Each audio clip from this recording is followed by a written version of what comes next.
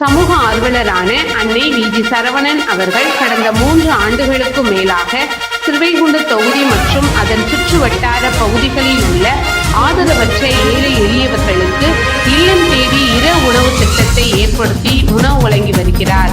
இந்நிலையில் தமிழக வெற்றிக் கழகத்தின் ஐம்பெரும் கொள்கை தலைவர்களில் ஒருவரான சமூக ஆர்வலர் அஞ்சலையம்மாளை கொள்கை தலைவராக அறிவித்ததன் ஏற்பால் தமிழக வெற்றிக் கழகத்துடன் இணைந்து தமிழக வெற்றிக் கழக தலைவர் தளபதி திரு விஜய் அவர்களின் ஆசியுடன் கழக பொதுச் செயலாளர் அண்ணன் புத்தி என் ஆனந்த் அவர்களின் வழிகாட்டுதலின் படியும் மதிய உணவு மற்றும் இரவு உணவு திட்டத்தை ஏற்படுத்தி உணவு வழங்கி வருகிறார்.